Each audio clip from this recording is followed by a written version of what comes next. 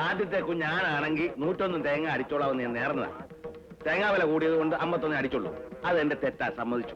പക്ഷേ അടുത്തത് പെണ്ണാണെങ്കിൽ 201 തേങ്ങ അടിച്ചോളാമെന്ന് ഞാൻ നേർന്നു. നീ അത് വേണ്ടാന്ന് വെച്ചു. പോട്ടെ, 2 ആണായത് ഞാൻ അങ്ങ് സഹിച്ചു. പക്ഷെ ഇങ്ങനെ 2 എണ്ണത്തിനാണല്ലോ നീ എനിക്ക് തന്നത്. വേണമെങ്കിൽ തേങ്ങാ വില കൂടിയാലും ബാക്കിയുള്ള 50 തേങ്ങ ഇന്ന് തന്നെ അടിച്ചേക്കാം. എന്നാലെങ്കിലും നീ എന്നെ ഒന്ന് കൈകൂപ്പിത്തോഴാ. കുടിഞ്ഞന്മാര് പിള്ളേരെ പ്രാവാൻ തുടങ്ങിയായിരിക്കും. ഒന്നുമല്ല, പിള്ളേരെ ഒരു നല്ല നില എത്തിക്കാൻ വേണ്ടി 50 തേങ്ങ ഇന്ന് തന്നെ അടിച്ചേക്കാമെന്ന് നേരുകയായിരുന്നു. അല്ല, ഇപ്പൊ എന്താ അവർക്കൊരു കുറവ്? എന്താ അവർക്കൊരു കുറവെന്ന്? കുറവൊന്നും ഉണ്ടായിട്ടല്ല, എന്നാൽ അവർ കുറച്ചുകൂടെ ഗൗരവമായിട്ട് അവരുടെ ജീവിതത്തെ കുറിച്ചൊന്ന് ചിന്തിക്കാൻ വേണ്ടി. എത്ര കാലം കൊണ്ട് നിങ്ങളോട് ഇത് പറയാ മനുഷ്യ? ഇപ്പോഴെങ്കിലും നിങ്ങളുടെ തലയിൽ ഇതൊന്ന് കേറിയല്ലോ. എന്തോന്ന്? എന്ത് കാര്യം നീ പറഞ്ഞു വരുന്നേ? പ്രഭാകരനും പ്രദീപിനും ഓരോ കല്യാണം ആലോചിക്കാൻ. 2 പേർക്കും കൂടെ ഒരു പെണ്ണ? ഷോ അല്ല മനുഷ്യ, 2 പേർക്കും ഓരോന്ന്. ഇതൊന്നും ഇല്ലാഞ്ഞിട്ട് തന്നെ ഈ ഗതിയാ. ഇനി ഓരോന്നിനെ കെട്ടിക്കൊണ്ട് ഇങ്ങോട്ട് വന്നാലേ ബാക്കിയുള്ളവന്റെ സ്ഥിതി എന്തായിരിക്കും?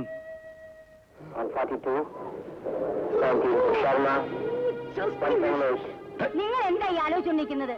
വേഗം പോയി ഒരു ജോസിനെ കാണണം. വെയിലൊന്ന് ആറിയിട്ടെങ്ങാനും പോകാ എന്റെ പൊന്നു കുഞ്ഞമ്മേ. നിങ്ങളോട് ഞാൻ 1000 തവണ പറഞ്ഞിട്ടുണ്ട് എന്നെ ഈ കുഞ്ഞമ്മ വിളിക്കരുതെന്ന്. ആളുകൾ കേട്ടാ തെറ്റിദ്ധരിക്കും. ഇന്നാലും ബോംബെന്നെ സുനന്ദയുടെ ഭർത്താവോട് വന്നപ്പോ അയാൾ അവളോട് ചോദിച്ചു ഞാൻ നിങ്ങളുടെ കുഞ്ഞമ്മയാണോന്ന്. ഇന്നും ഓരോ കാര്യം ചെയ്യാം. കുഞ്ഞമ്മ വിളിക്കാൻ മുമ്പ് സുഭദ്ര എന്ന് തുടങ്ങി ചേർത്തേക്കാം. അപ്പോഴും കുഴപ്പമാ. സുഭദ്ര കുഞ്ഞമ്മേന്ന് വിളിച്ചാലും ആള് തെറ്റിദ്ധരിക്കും. അതുകൊണ്ട് അച്ഛൻ അമ്മയെ സുഭദ്ര എന്ന് വിളിച്ചാൽ മതി. വിളിച്ചോളാ. 2 പേരും ഒന്ന് മാറിയാൽ അങ്ങോട്ട് പോണം. കാലത്തെ പുന്നാര പോകാൻ തണ്ടാ ഇറങ്ങിയായിരിക്കല്ലേ? ഒരു നല്ല കാര്യത്തിൽ ഇറങ്ങുമ്പോ ശൗരം മുടക്കാണല്ലോ. തന്തപ്പടി ഇറങ്ങാൻ നോക്കൂല. രാവിലെ എന്തിനാ അവന്റെ നേരെ ചാടിക്കടിക്കുന്നത്? എന്റെ അടുത്ത് കളിച്ചോണ്ടല്ലേ. നേരം വെളുത്താ ഉടനെ തുടങ്ങും. അത് കഴിഞ്ഞാ ഉടനെ ഇറങ്ങും തെണ്ടാൻ. തിരിച്ചു വന്നാ ഉടനെ തുടങ്ങും. കൊട്ടലേ തെണ്ടല്ലേ, കൊട്ടലേ തെണ്ടല്ലേ. കുറെ നാളായല്ലോ മനുഷ്യന് ദൂരം തരാനായിട്ട്. ഇതുകൊണ്ട് വല്ല ഉണ്ടാക്കിയിട്ടുണ്ടോ? കല എന്ന് പറഞ്ഞാലേ ഒന്നും ഉണ്ടാക്കാനല്ല, അതൊരു സിദ്ധിയാണ്, ഒരു തപസ്യാണ്. അതങ്ങനെ ഇതൊക്കെ മനസ്സിലാകണമെങ്കിലേ ഇതിനകത്ത് വല്ലതും വേണം.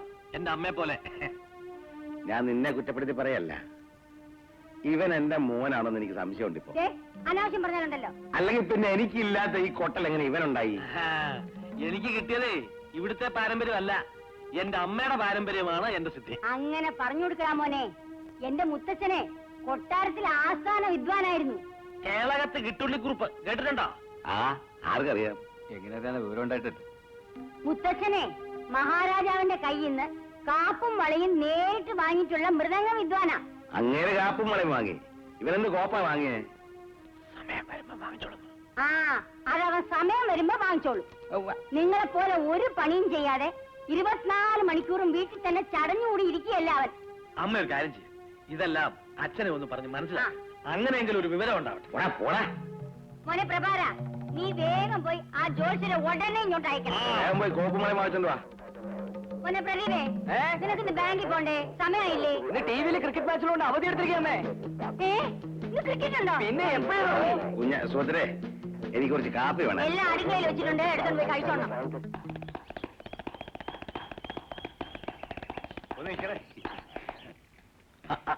അങ്ങോട്ട് വരികയായിരുന്നു. എന്താ, ഈ മാസം 16-ാം തീയതി ഒരു കച്ചേരി ഉണ്ട്, അന്ന് ഫ്രീ ആണോ? ഒന്ന് നോക്കിക്കോട്ടെ. 14 ചാലക്കുടി, 15 പാലക്കാട്, 16 17 ശരിക്കും പ്രോഗ്രാം അനുസരിച്ച് മുല്ലശ്ശേരി പോണ്ടതാ. പക്ഷെ അത് മാറ്റിവെച്ചു. നിങ്ങളുടെ ഭാഗ്യം. അതെ, വലിയ ഉപകാരം. ആരാ പാട്ട്? MS സുബേഷ്മയുടെ കച്ചേരിയാ. മറ്റു അധികാരമൊക്കെ? ഹരിപ്പാട് വൈദ്യനാഥൻ വയലിൻ, പാലക്കാട് ശംഭു ഘടം, കോഴിക്കോട് നാരായണൻ മൃദംഗം. കോഴിക്കോട് നാരായണൻ മൃദംഗം വായിക്കാനുണ്ടോ? ഞാനെന്തിനാ? അല്ല, പ്രഭാകരട്ടം പറഞ്ഞവനില്ല, മൃദംഗം കൊടുത്തേച്ചാൽ മതി. അല്ല, കോഴിക്കോട് നാരായണന്റെ മേൽസുരത്തിക്കുള്ള മൃദംഗമില്ല, അതുകൊണ്ടാ. മൃദംഗം വായിക്കാൻ വന്നിരിക്കുന്നു. അതിന് സാറിനെ ചൂടാവുന്നു പറഞ്ഞോണ്ടല്ലോ. അല്ല, മൃദംഗം പറയാൻ പറ്റിയില്ലെങ്കിൽ വേണ്ട, അതിന് സാർ ചൂടാവേണ്ട കാര്യമൊന്നുമില്ലല്ലോ. പാറ, നമുക്ക് വേറെ വല്ലവരും നോക്കാം. അയാൾ വലിയൊരു മൃദംഗ വിദ്വാൻ നടക്കുന്നു.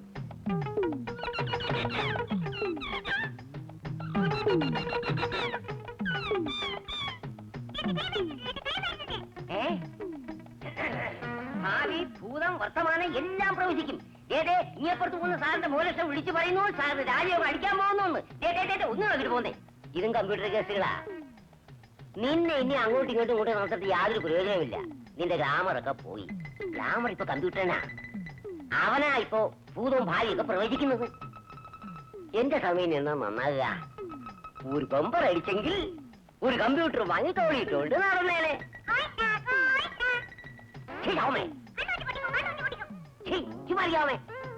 ഇന്ന് വൈകുന്നേരത്തിൽ എനിക്ക് 5 കൈയെങ്കിലും കിട്ടിയില്ലെങ്കിൽ ഞാൻ നിന്റെ 32 കൊല്ലം അടിച്ചടക്കും. കഴിവയുടെ മോളെ കള്ളാന്നോ?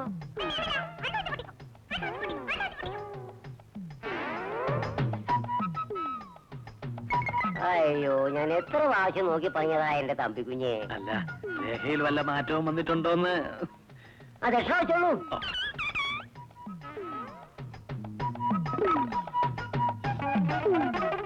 മോളെ ഐശ്വര്യമായിട്ട് ചീട്ട് കുത്തിയെടുത്താട്ടെ. ആ, തമ്പിക്കുഞ്ഞിനി കണ്ണു അടച്ചിരുന്ന് ഹനുമാൻ അങ്ങ് പ്രാർത്ഥിച്ചോളൂ. വിചാരണം ഭൂതഗണാതിസേവിതം കപിസേങ്കോ ഉപലസാരപക്ഷിതോ മാസ് പോലീസ് സ്റ്റേഷൻ. വിചാരണം ഭൂതഗണാതിസേവിതം കപിസേങ്കോ ഉപലസാരപക്ഷിതോ മാസ് സുഖം ശോകം നാശകം. ആ, ഇനി തമ്പിക്കുഞ്ഞ് കണ്ണു തുറന്ന് ആ ചീട്ടം കൊടുത്തു നോക്കിയേ. ഹനുമാനല്ലേ വന്നിരിക്കുന്നത്? അതെ. എന്റെ മോൾക്ക് തെറ്റുപറ്റിയില്ല. ഹനുമാനാണ് വന്നിരിക്കുന്നത്. 1 വർഷം ഹനുമാനെ സേവിച്ച് ബ്രഹ്മചര്യം അനുഷ്ഠിക്കണം. എന്നാൽ ഇന്ത്യയിൽ മാത്രമല്ല, പുറ രാജ്യങ്ങളിലും അതിഭയങ്കരനായി അറിയപ്പെടുന്ന ഒരു മൃദംഗ വിദ്വാനായി തീരും.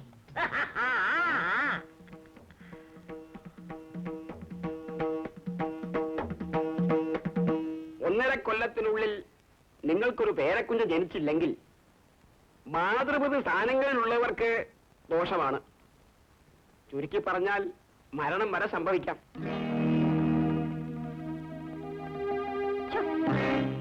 നീ പറഞ്ഞ വല്ലതും കേട്ടോ? എന്തോന്ന്? 1.5 കൊല്ലത്തിനുള്ളിൽ ഒരു പേരക്കുഞ്ഞ് ജനിച്ചില്ലെങ്കിൽ മാതാവിനോ പിതാവിനോ മരണം വരെ സംഭവിക്കാവുന്നതാണ്. എന്റെ ഗുരുവായൂരപ്പാ, ഒന്ന് ശരിക്കും നോക്കിക്കേ ജോത്സരെ. ജ്യോതിഷം കള്ളം പറയില്ല. ഇനിയിപ്പോ ഒരു പ്രതിവിധിയേ ഉള്ളൂ. പ്രഭാകരന്റെ വിവാഹം ഉടനെ നടത്തണം. ഈ മനുഷ്യനോട് ഞാൻ എത്ര നാളായിട്ട് പറയുന്നതാണെന്നോ. ഇനിയിപ്പോ പെട്ടെന്ന് ആരെ കണ്ടുപിടിക്കാനാ? അനുഭവിച്ചോ, ചാകാൻ പോകുന്നത് നിങ്ങൾ തന്നെയാ. വിഷമിക്കണ്ട, ഒരു നല്ല മാർഗമുണ്ട്. ഞാനൊരു ദല്ലാളിനെ ഇങ്ങോട്ട് അയക്കാം. എന്താ?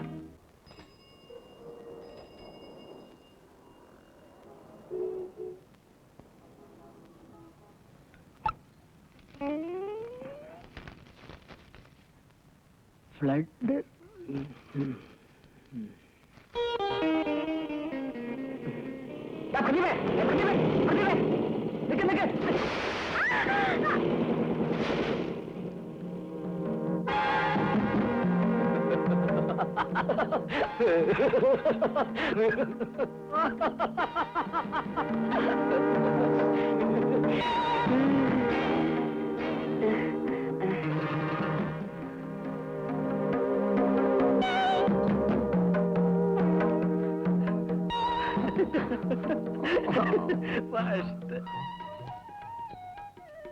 പിള്ളേ, എന്തോ? ഇതില് കളർ ഫോട്ടോ ഒന്നുമില്ലേ? പിന്നെ കളർ വരട്ടാൻ കൊടുത്തിട്ടുണ്ട്. കാലം കയറുമായിട്ട് പഠിക്കുമെന്ന് നിൽക്കുമ്പോഴാ അവിടെ ഒടുക്കത്തെ ഒരു സെലക്ഷൻ. എന്താ? അല്ല കുഞ്ഞമ്മേ, അല്ല സുഭദ്രേ, ആ കൊച്ചു കാണാൻ തെറ്റില്ലെന്ന് പറയാ. ഈ കുട്ടി കൊള്ളാം. ഇതേതാ? ഇതിന്റെ പേര് തങ്കമണി.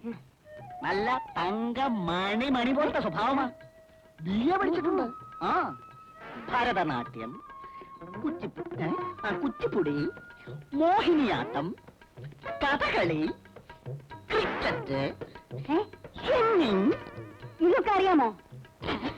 അല്ല, ഇവയൊക്കെ ടിവിയിൽ കാണുമ്പോ കുത്തിയിരുന്ന് കണ്ടു രസിക്കാനുള്ള കഴിവുള്ളവളാ. അപ്പൊ അവൾ അത്ര മിടുക്കിയാണല്ലേ? എന്നാ നമുക്ക് അത് തന്നെ അങ്ങ് ആലോചിക്കാം. അതെ, ഒന്നിനും ഒരു കുറവില്ലാത്ത കുടുംബം. അച്ഛൻ കള്ള് ഷാപ്പ് കോൺട്രാക്ടറാ. അമ്മയ്ക്ക് പ്രത്യേകിച്ച് പണിയൊന്നുമില്ല, വീട്ടുഭരണമാ. ഒരാങ്ങളെ ഉള്ളത് അങ്ങ് തിരുവനന്തപുരത്താ, പൂജപ്പരയില്. അല്ല, നമുക്ക് അതുകൊണ്ട് വലിയ കുഴപ്പമൊന്നുമില്ലല്ലോ. കുഴപ്പമൊന്നുമില്ല. പൂജപ്പുരയിൽ എന്താ വലിയ ഉദ്യോഗമാണോ? അവിടെ എന്തോന്നോ ഈ കമ്പി. അല്ലല്ല, ഈ കമ്പി എണ്ണിക്കൊണ്ടിരിക്കുന്ന ടെലിഫോൺ ഓഫീസിൽ. അതൊന്നും അല്ല. ഏതോ ഒരു ബാങ്ക് കൊള്ളയടിച്ചെന്നും പറഞ്ഞ് ചുമ്മാ കുറച്ചാലത്തേക്ക് പിടിച്ചിട്ടിരിക്കുക. ദോ, എഴുന്നേൽക്കടോ. എഴുന്നേൽക്കാൻ. ഇതുപോലെ കുടുംബത്തിന്റെ അന്തസ്സിന് പറ്റാത്ത ആലോചനയായിട്ട് ഇങ്ങോട്ടെങ്ങാനും വന്നാൽ തന്നെ ഞാൻ പറയുന്നൊന്ന് കേൾക്കേണ്ട കുഞ്ഞമ്മേ.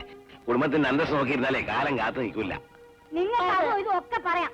എനിക്ക് എന്റെ കുടുംബത്തിന്റെ അന്തസ് നോക്കണ്ടേ? അതൊന്നും പറയാൻ പറ്റില്ല, എന്റെ ജീവനാ പോകുന്നത്. അതെങ്ങനെ പറയും? ഞാൻ അവരുടെ നിർത്തിയാട്ടെ, വേണ്ടെങ്കിൽ വേണ്ട.